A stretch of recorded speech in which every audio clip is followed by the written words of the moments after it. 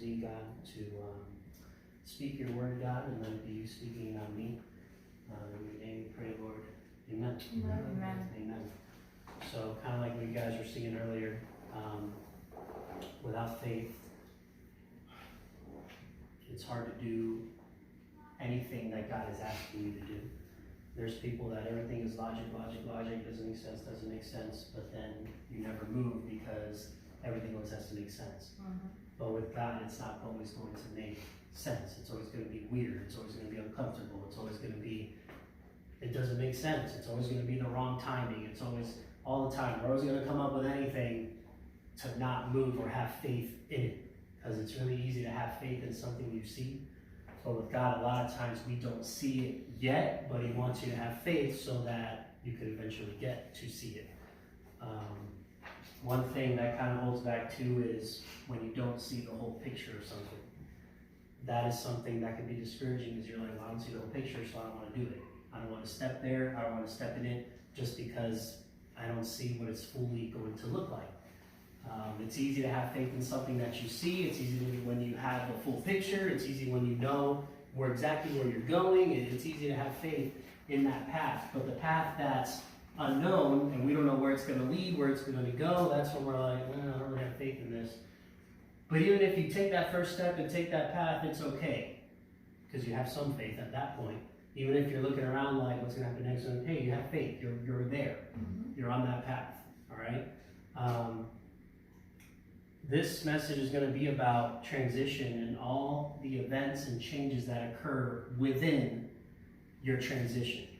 Change is different from transition. Transition is a slow process. They don't just do it right away. Change is quick. And the thing about change is we don't control changes sometimes. They just happen. We don't decide when they happen. They just happen on the dime. And sometimes it happens at the right time, sometimes it happens at the wrong time, but changes just happen. And during our transition from where we are to where we're going to be and where we're going to go, changes occur. And though sometimes these changes that occur, it keeps us from continuing to transition. And what happens is we end up not transitioning and we just stay there because of the changes that occurred, changes that we don't like. Well, I don't like this.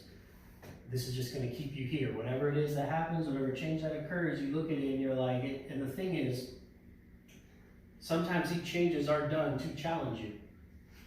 There's two things that are coming out of this. God is challenging you to say, hey, I'm just building your faith for where you're going. But the devil's also using it to say, I want you to stay. And what that change is going to do to you is up to you. What are you going to allow that change to do to you? And where transition is literally moving from one state to another, or from one position to another, and these things we're constantly transitioning, especially in our spirit and in our hearts and our minds. God is continually transitioning to us, and with that event of that transition, from beginning to end, there's all these changes that happen. But once you get to the finish line of that transition, guess what? Another one's right around the corner. So transitioning never stops. It's a continual thing, and changes are always happening within those transitions, and we don't control them. And that's the hard part of it. We're going to go to 1 Samuel. We're going to start at 1 Samuel number 16.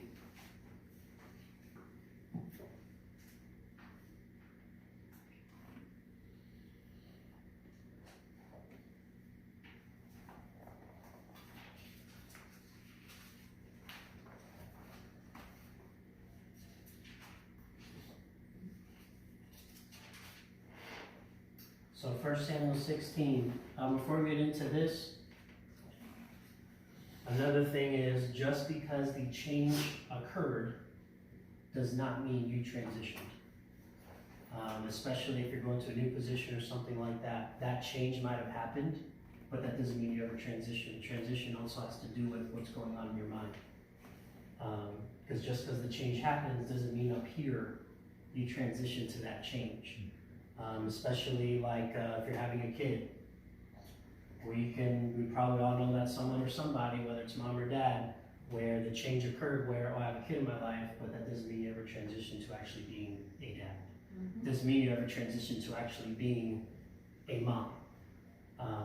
And even in the church, we see it where someone's put in a position, yeah, that transition happened, but that doesn't mean you transition to mentality of what it takes to be there. Because a lot of people want to change, a lot of people want to be somewhere, but they're not ready to actually do the mental transition to do it.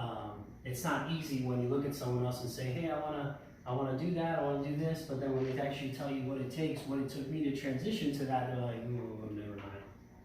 I don't want to do that. I want the change, but I don't want the transition of the change.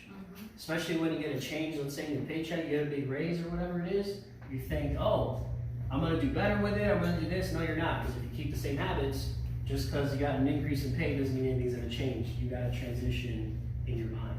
That's right. Your mind needs to transition to now, what do I do in this change? It took me a little bit, the new position I worked, to kind of transition into that, to say, okay, this is it now. But it took a little bit. It was a slow process, but eventually I transitioned mentally to, this is what I do here. This is it. This is kind of getting somewhat comfortable with it. And God is going to do the same thing over and over again, inside and outside of the church, of moving you mentally, spiritually, and physically. But then it's up to you to actually make the transition in your head to, this is it. I cannot do the things I might have done before because of where I am now. You know, because people are always going to look at you and say, oh, well, you're doing this now, so you can't do this, you can't do that. Or they expect you to keep on doing what you used to do because of God, where it's taking you. So they want you to keep on doing the same things, even though God is taking you out of that, and you're like, hey, I can't really do those things anymore. I'm transitioning. Yeah. But people, you know, they want that change, they want you to change this and that, but they don't want you to mentally transition. There's a lot of people, NBA, NFL, just people like that, where they get taken out of a certain environment, but that doesn't mean you leave that environment where it was. You take it with you. And so what happens, you take that attitude with you, you take that environment with you, you never transitioned to adulthood. You never transitioned to, this is how an adult does something. You can't do it how you used to do it when you were 16 years old. And God works the same way when He's changing you and taking you, hey, how you used to do it when you were 10, yeah, you can't handle your problems like that anymore. My word says something about that. You can't just handle the way you used to handle things before you knew me. There's a change that is going to happen. But it also requires a transition from you when that change does occur. I think I went down into like... All right, so here we're going to talk about David's transition from being with sheep to eventually being the king of Israel. Something he never foresaw would happen. Okay, this is just some kid. I'm tending sheep. This is what I do. Samuel comes to anoint him and says, hey, you're going to be king of Israel. And he was just like, probably like, okay, I don't know how you're going to do that. I don't know how that's going to happen, but it happened. There's a change, but the change didn't happen quickly. It wasn't, all right, David, you're going to be king, and then he went to the throne right away. It did not happen that way. It was a very slow process. He was anointed probably around like 12, 13 years old, and he didn't actually become king of Israel until he was 30. So we can see how long of a process that is. And we can see how transition is slow. It's not a quick thing, and David, I think, understood this. Because he just went with it. Every time God moved him, he went in there with confidence in the God that was taking him there. Okay? So we'll start with Samuel 1:16, starting at number 11. So some of you have heard, some might not know. When this happened, Samuel came because Saul, God was done with Saul, you're out, we're done with you. The Spirit of the Lord left Saul. The Holy Spirit of the Lord left Saul. Okay? At this time, the Spirit was not with everybody like it is now. Because everyone here, we all have it. We all have the same access as anyone else to the Holy Spirit, but some people, we ignore it or we listen to it. All right? But everybody has it. Even though it's not activated in you, even though you're not listening to it, you just pretty much have it like in a cage, and you come to it in your heart when you want to. pass by when you want to. Hey, I need something from you, but you still have them in the cage. You haven't opened the door. Oh, okay, thanks, but you're gonna stay here though. I'll come to you when I need you. All right, but you're gonna stay here, so when I need you, you're here, but I don't give you the freedom to do what you want. You know, I want to control you. I don't want you to control me. So the Spirit of God left Saul, and God and Samuel came to anoint David, and God was about to put the Spirit of the Lord now in David. Okay? So it says here, there is still the youngest. David's dad brought everybody to be anointed except for David. No one thought of him. No one said, oh, since everyone's gonna, Samuel's coming, hey, summon all your kids, Jesse. One of them I have to anoint to be king. He's like, oh, okay, I'm gonna bring you the ones that I think are capable of doing it. Okay? So he says, hey, none of them are ready. You got any more kids? He's like, yeah, I got one more. I guess I'll go get David. Hey, go get David and bring him over here. And here comes little David, the youngest. Hey, I'm here. And that is the one that Samuel picked. All right? They're still the youngest, he answered, but right now he is tending sheep. So Samuel told Jesse, send for him. We won't sit down to eat until he gets here. So Jesse sent for him. He had beautiful eyes and a healthy, handsome appearance. Then the Lord said, anoint him, for he is the one. So Samuel took the horn of oil, anointed him in the presence of his brothers, and the Spirit of the Lord took control of David from that day forward. He did it in front of his brothers. Did you see that? Mm-hmm. He did it for everyone else to see. He did it for the brothers to see. He did it for his dad to see. He did it so the whole family can see, this is the anointed one. This is the one I'm going to use. When God is going to do this with you, people are still going to doubt what God has anointed you to do. Not everybody is going to agree with it. Not everybody's going to like it. And even then, as we go on, you're going to see how David's brothers still treated him like whatever. They still treated him like, oh, it's David tending sheep. Who cares?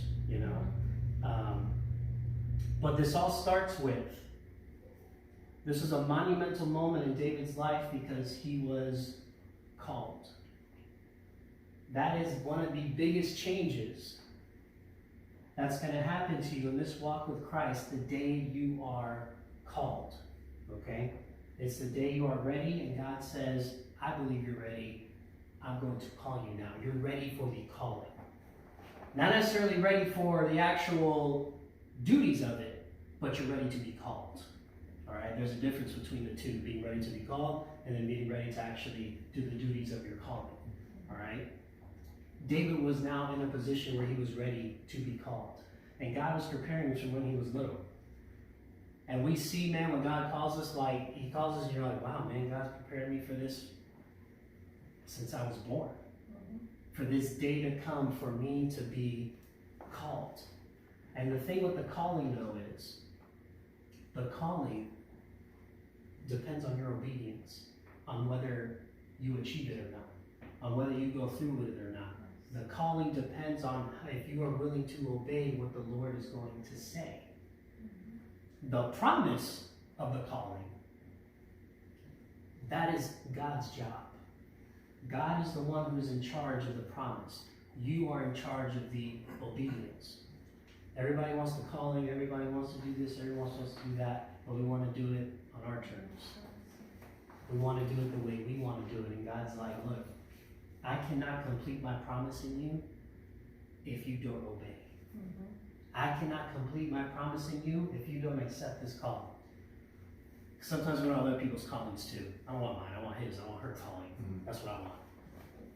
That was me for a little bit too. I'm like, just think me a guy who just comes, gives the word, and then leaves, and that's it. Not, dealing with them after. Leave that to the pastor. I just want to come and go, I'm here, bye, you deal with them.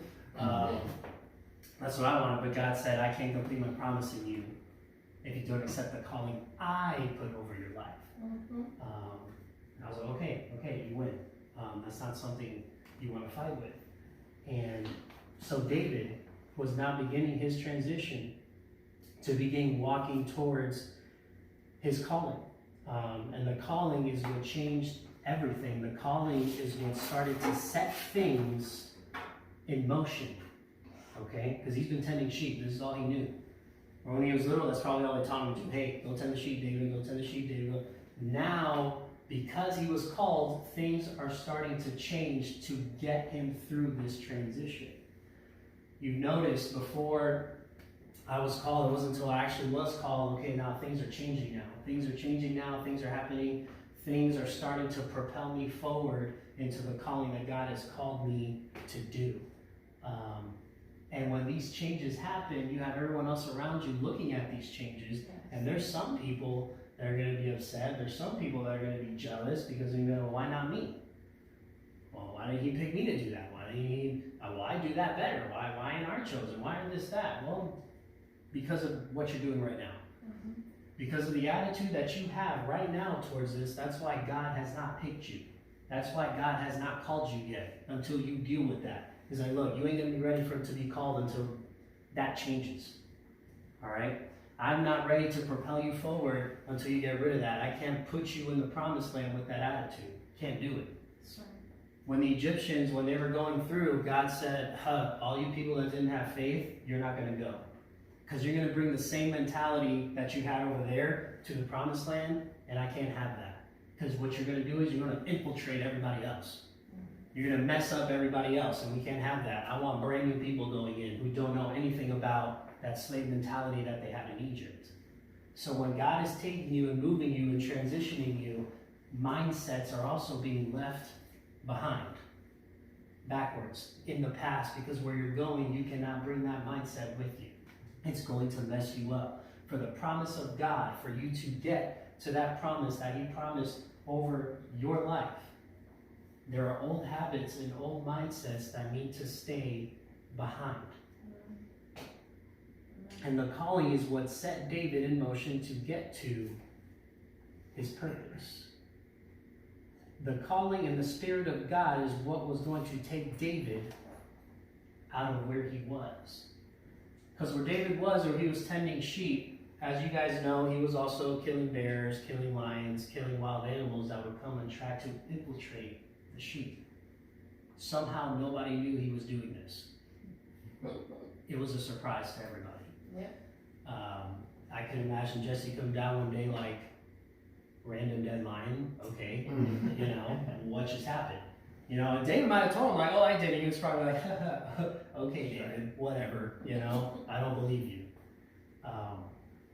What David was doing in secret, and not that he was keeping it a secret, but the thing is, he was not depending on other people. He was not depending on an audience to do what God was telling him to do.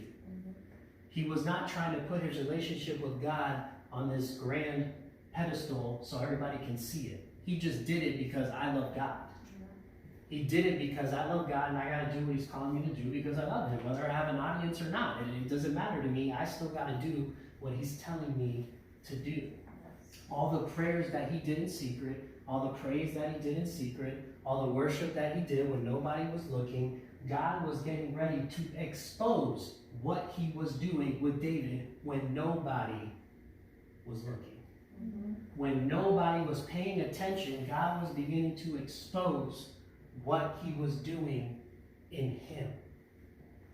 The same thing is going to happen to everybody sitting here right now. The people that looked you over the shoulder, the people that didn't pay any mind to you, the people that think you were a joke, this and that, God is going to expose what he has been doing with you and show it to everybody. Not for you to have glory, but for him to have his glory. Because he has to show everybody else it's the last that are going to be first. And you have to understand that today. It's not about, I need an audience, I need this, I need that. God is not talking about that. God is talking about, I want you to not be relying on what this world calls successful and what this world says this is how it should be or this and that. I want you to rely on what I want to do with you. And if you can do it when no one's looking, then you can also do it when people are looking. But I need to make sure, I need to know that you can do it when no one's looking. Because when I expose you, when I expose what I'm doing with you and get you out of where you are right now and continue to transition you, I know you'll be ready and prepared when people start paying attention. Mhm. Because I'll tell you what, everyone's going to want to jump on the boat when it's already built. Mhm. When Noah built his ark, everybody wanted to jump on it now when it was already built. That's right. That's good. They all saw him building, they're like, oh Noah, you're crazy, what are you doing? It hasn't rained here in years. What are you talking about? Rain is coming, man. You're nuts. But then what happened? The rain came. That's right. And when the boat was done, now everybody wanted to jump on. Mhm. And I'm okay with that. I don't care. You know, I do this because I love the Lord and I want to see the word change people's lives, and I want to see people be liberated by whatever's causing them to not seek the Lord as the Lord wants them to, and what's causing them not to pursue, for them to be free from that, to be free from the sin and all that. And so it's hard to get people to actually to come and build with you. Mhm. Not everybody's going to agree at first on what you're building. That's right. Not a lot of people really agreed with Noah on what he was building. It was mostly just his family, and that was it. Which he had a big family. And some of them was probably because Noah told him to. Like, you're gonna build this with me. Okay. Because you're dad, I gotta do what you say, you know, and this and that. But then I can't imagine that moment when they're like, dang, dad was right. Mhm. Dad wasn't crazy. Like, he was right. This is happening right now.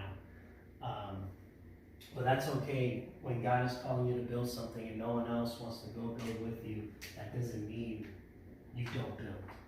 But God is always going to bring the people around you to build, because those are the ones that are going to be there to tell you, keep on going and keep on building.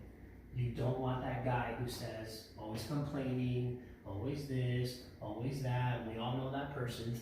We've all met that person. Yes. And it's just like, you are so annoying. I don't know what to do. Like, just, I'm gonna stop. Okay, I'm gonna keep going.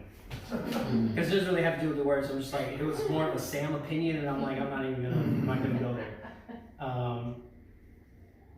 But David, moving forward, he had faith in the God that he served. I'm telling you, David was this kind of kid who did not care about what was going on around him. He did not care about other people's opinions. He didn't care about any of that. He said, if God is the one who said it, then he's going to do it. Mhm. Plain and simple. You guys aren't going to discourage me. You're not going to do that, because number one, if I'm doing what I'm supposed to do, it is not possible for God not to hold up his end of my promise. If I am doing what he has told me to do, and I'm following him, and I'm walking in his steps, it is not possible for God not to keep his promise. It's just not possible. Mhm. We've seen it in the word over and over again. People who followed Christ and the promise came to pass. The calling came to pass. Yeah, we follow him and we're directed by his steps, and we're still going, oh Lord, oh, when is this going to happen? Oh, when is this calling? When is this promise? Oh, we all want the timing, we all want the day, we all want the date of when it's going to occur, but he doesn't give that to us. He basically says it's going to happen when I say it happens. But you got to keep on following me, and you got to keep on being directed by my steps for you to actually see it happen. And yet we still act like as if we don't have faith or something, or if God's not going to do it. When we read this and we see how God has done it every single time. I'll tell you what, I heard a pastor say this: you do not have the revelation of God if you're always going by what you're looking, by what you see. You have zero faith if you're constantly going by what you see. If you're always telling God, it doesn't make sense, it doesn't make sense, it doesn't make sense, it doesn't make sense, it doesn't make sense, God hasn't revealed anything to you. That's right. He hasn't. Because you have no faith at that point. You have to go by what you don't see. And I'm telling you, I know it's hard. I know it's hard to shoot at something that you don't see. Because you're having faith, man, it's going to hit, it's going to hit, it's going to hit. And they're just telling you, hey, you just got to shoot, it's going to hit. And you're just like, but I don't see it. And God is telling you, you got to do it anyway. So from this transition from tending the sheep to being called, Now God is going to do something else. Now God is going to put David in the environment of where he is going to be and what he's going to be doing. All right? So the second transition, we're going to go to number 14, 16, 14. This second transition is when David is now going to enter into the house and the kingdom of Saul, into where Saul actually lives, who is the current king right now. And since what? Oh, Samuel anointed him to be king? Okay, well, things are kind of starting to make sense here, right? He's starting to actually now get into the environment of where God is calling him to be. So it says, now the Spirit of the Lord left Saul, and the evil spirit sent from the Lord began to torment him. Whoa, God, why would you send an evil spirit to somebody? What is that? That's not godly. You're supposed to send angels and stuff, not evil spirits. What is God doing here? I've told you guys before how God also commands the enemy and all the demons. They still have to listen to him. That's right. So when someone asks and says, hey Lord, can I go torment him? Yes, you can. This wasn't just God, I'm just going to be mean and send an evil spirit to torment Saul. No. Saul was, at this point, was already giving into his flesh. It wasn't difficult for a demon to come to him, for an evil spirit to come to him, and basically put Saul in a place where he has to pick between his flesh and God. Okay? So at this point, number one, also God's plan had to come to pass anyway, and this was the way he designed for David to get to where he's going to be. So he sent an evil spirit to Saul to torment him. All right? And what happens here is Saul didn't know what to do about it. He didn't know what to do about this problem. Oh, there's an evil spirit tormenting and I don't know what to do. My flesh is, I'm indulging in it. My flesh is telling me to do certain things, but I know I shouldn't, and the spirit is just tormenting. God hasn't stopped doing that. I know it's the Old Testament, but, he has not stopped doing that. But if only he knew, hold on, let me keep reading. So Saul's servants said to him, you see that an evil spirit from God has tormented you. Let our Lord command your servants here in your presence to look for someone who knows how to play the lyre. Whenever the evil spirit from God troubles you, that person can play the lyre and you will feel better. Then Saul commands his servants, find me someone who plays well and bring him to me. One of the young men answered, I have seen a son of Jesse of Bethlehem who knows how to play the lyre. Out of all the people in Bethlehem, who gets picked? All the people who could probably play this instrument in Bethlehem. Oh, I've seen David do that. David got picked. Okay? He is also a valiant man, a warrior, eloquent, handsome, and the Lord is with him. How did they know that? I don't know. Okay, but there was just a certain something to David now where people started recognizing the Spirit of God is with that boy. The Spirit of God is with that kid. I saw him tear a bear apart. He didn't think I was looking, but I was looking, and I just ran away because I didn't want him to do the same thing to me. Then Saul dispatched minister to Jesse and said, send me your son David, who is with the sheep. So Jesse took a donkey loaded with bread, a skin of wine, and one young goat, and sent them by his son David to Saul. When David came to Saul and entered his service, Saul admired him greatly, and David became his armor bearer. So David came to Saul, and Saul became pleased with David. So now he's like, David, I want you to hang around here now. But at this point, David was still going back and forth between Saul's house tending the sheep, Saul's house tending the sheep. I told you, transition is slow. And sometimes you're going to feel like, man, I'm going back and forth, back and forth, back and forth. I move forward, I go back again. I move forward, I go back again. It's going to happen. But it's the I moved forward part. Because when you go back again, you're going to go back to, oh, well, this is where I was when I moved forward. That's fine. It's going to feel like that sometimes, even though you're not going backwards. But I know there's somebody in this room who could say I felt like that, where I moved forward and it feels like I just keep moving backwards every time I want to move forward. And I don't know if Dave was thinking this or not, but he was like, I was supposed to be OJ King. I'm there, like I'm here, but I keep going backwards to go tend the sheep again. Which you probably enjoyed, I don't know. But he was going back and forth. So then when Saul told him, hey, I'm pleased with you, whenever the Spirit of God troubled Saul, David would pick up his lyre and play, and Saul would then be relieved, feel better, and the evil spirit would leave him. It wasn't just because he was playing an instrument. It's because the Spirit of God was with David. Okay? That's why David got picked. Not just everybody. It was David who got picked because the Spirit of God was with him. So wherever the Spirit of God is, there's freedom. So wherever the Spirit of God is, wherever there's an evil spirit, the evil spirit has to go. It has to go. But Saul didn't understand if only he would praise, the evil spirit would have to go. But he didn't know this. He did not know that he could do that. So someone with the Spirit of the Lord had to come in and do it for him. But it was also God's way of also bringing him on the inside. He brought an outsider and put him on the inside of the kingdom. All right? This was the way he chose to do it. So now, after being in his court, he had to show David here too, because David was going to go fight battles.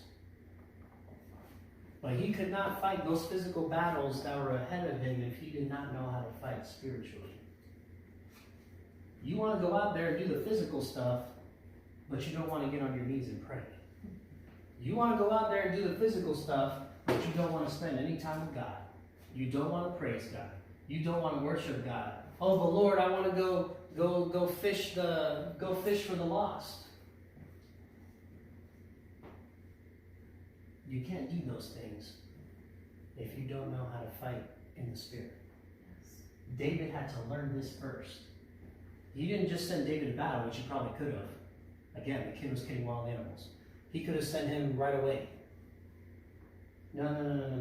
Before you actually go out there, I want to make sure my spirit is functioning in you before I send you out to do what I have called you to do. You have to learn how to battle in the spiritual realm. And everybody now has the Holy Spirit in them, but we won't release Him. There's people walking around that won't release the Spirit in their lives. Like I told you before, they have them in a cage in their heart that they go to when they need something, but they don't want them to roam around freely, walking around anywhere. No, I just need you to stay put. I don't want you to control me. I just want you when I want you, and that's it. But I want to keep living my own life. So his third, and these are events that to me I felt like were monumental in pushing David where he needed to be. The third one I'm going to get into is how when he got in this battle with Goliath. So we're going to go to, I'm almost done. We're going to go to 17.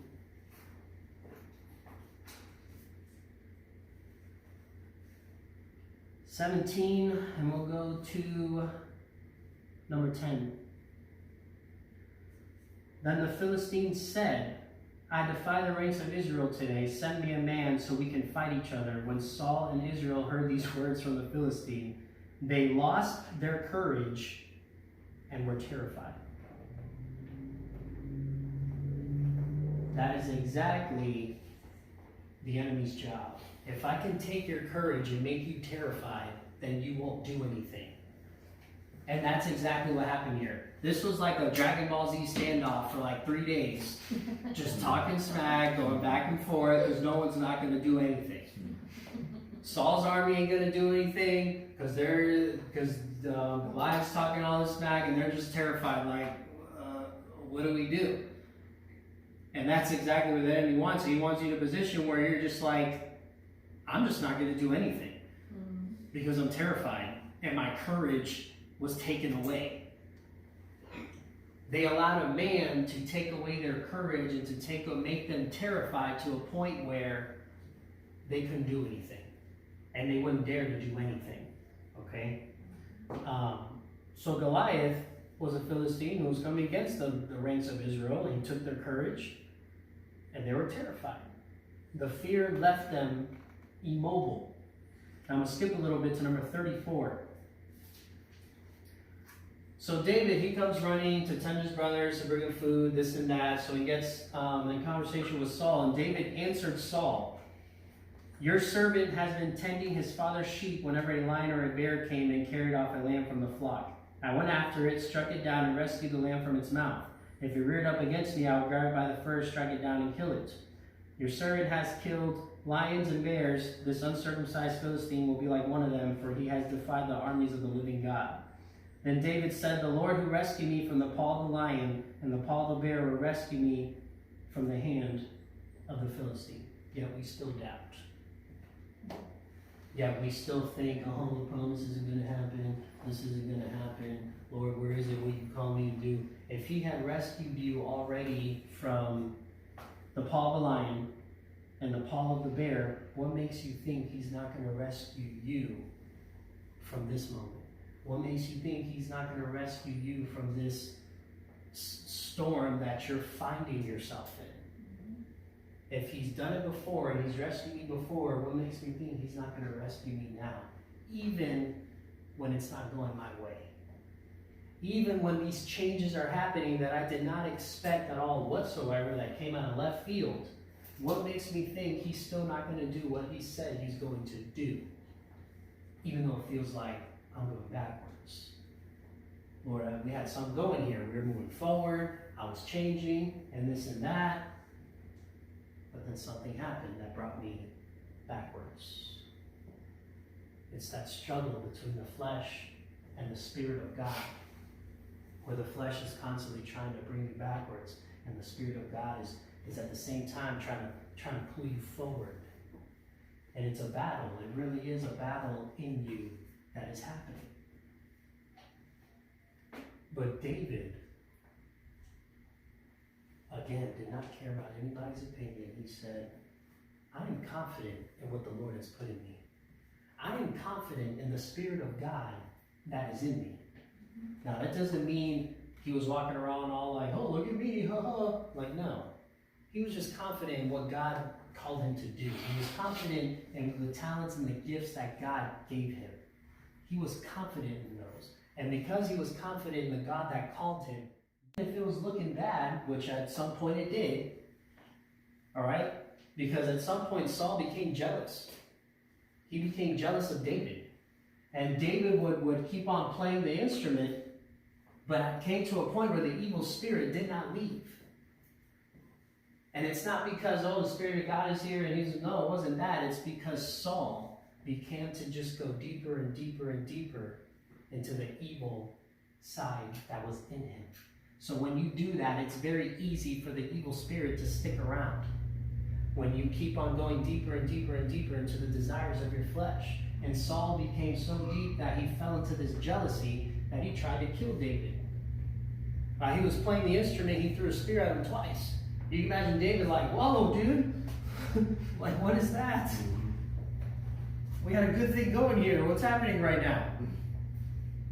And after David had defeated Goliath, Saul put David in charge of his armies. He just kept moving up. But that was all the plan of God, to get him there first, because he's telling you, he's like, I'm the one who's gonna put you in strategic positions for my calling and my promise to be done. The same thing is going to happen to you. God is going to put you in strategic positions for his will to be done in your life. But you know what? God was talking to me about this, how we think God is always, he's going to give me a promotion, he's going to give me this, he's going to give me that. What if I told you today, God's plan isn't always to promote you? because that's what's preached all the time. Oh, you're gonna be cute, you're gonna be a boss, you're gonna be a this, all these, positions that sound great. But what if he said, I don't want you to do that? Because my promise doesn't match that. Because if you do that, that's going to take away from the time I need you to put into the promise I have for you. That's right. But sometimes we see dollar signs and we see this and we get blinded sometimes and we put God second. I'll just put you second for now. And hopefully this works out. But we don't actually think, man, if I do this, how is this going to affect what God is calling me to do? I've come to a realization. I remember when I first got into where I work, like, oh yeah, I want to get promoted, this and that. The other day, and I'm like, you know what? God, I would like that. But if it's going to take away from what you are calling me to do, they can have it. I don't want it. And I'm okay with that. Some people are not okay with that. I'm like, what were you talking about? That's the prosperity gospel, man. Come on now. Don't be preaching that to me. Don't tell me that. Well, it's true. I might not be promoted here, but then in the spiritual realm, God is just continuing to move you forward mentally and spiritually. Things that you're not going to get in the world. You're not going to get. I know some of you might be hard to hear that, but I've already come to the realization it might not happen. And again, I'm totally okay with it. I am. Totally fine with it. Doesn't bother me. Because you got to get to a point where your life where His purpose is more important than anything. And I will tell you what, where God has placed you is strategic. Your job, your ministry, all that stuff, that's all God. I don't say, oh, what do you do secularly? Like, what are you talking about? Like, God put this in me to work where I work. Like, this ain't a secular thing. And we've all heard that term before. To me, everything in your life, that's God. That's God who puts it together. That's God who puts it in you. That's God who does these things. Okay? But with David, man, when he defeated Goliath, this catapulted him to be in charge of the armies of Israel at this point. God, in this moment, it was this specific moment with Goliath that He exposed what He was doing with David when nobody was looking. When you were praying and you were defeating lions and you were defeating bears and you were defeating all these things trying to come at you and your family, that no one saw that struggle and nobody saw that fight, God is going to come and He's going to expose what you were doing. Without you wanting it. He's just going to do it because people need to be blessed by what He's put in you. People need to be blessed by the Spirit that He's put in you. People need to be blessed by the gifts that He's put in you. People need to be blessed by the talents that He's put in you. And not only that, but people also need to see His glory. So He has to use you and use somebody that no one expected so people can say, only God can do that. And that's the only thing I want to say, ever. God did it. God did it. God did it. God did it. I'm just a kid from University Boulevard. Grew up on University Boulevard, nothing special. I'm sure all of you have your story. We came here from Puerto Rico and we're here now. Born and raised in Orlando. I was here, and I'm here now. You too. Were you in Puerto Rico first? Yeah, you were in Puerto Rico first. Surprising. You came here. Yeah. And you're here now. Yeah. And it's crazy how God uses all this for His purpose to be fulfilled. You see, I need to get these two together so that so Eli can get here. I need to introduce you. At some point, you guys need to meet because eventually I'm going to have a purpose with Him and you're going to be part of it. These are things that God all sets up. These are things that only He does. And every time I sit here and think about it, I'm just like, God, all I can say is you're doing it. I really haven't done much. I really haven't. I mean, you could say maybe I have. I don't know, but I'm just like, God, I'm just trying to go by your steps, and I'm really trying to follow your spirit here. I'm not trying to go by my anxiety. I'm not trying to act out on my anxiety. I'm not trying to act out on I need to prove something to somebody or any of that stuff. I'm just really going by what you are asking me to do, and we all need to do that. Not doing something because I need to prove this to someone, or I'm just anxious and I just need to get it done. And no. We need to be on the timing of God. David was on the specific timing of God every time he moved him through this transition to being king. And it took approximately 10 to 15 years for him to actually get to that spot. So just because we don't see it happening, and even in the process, people were coming after his life. Had he just stayed with the sheep, this would have probably never happened. He might have thought that, I don't know.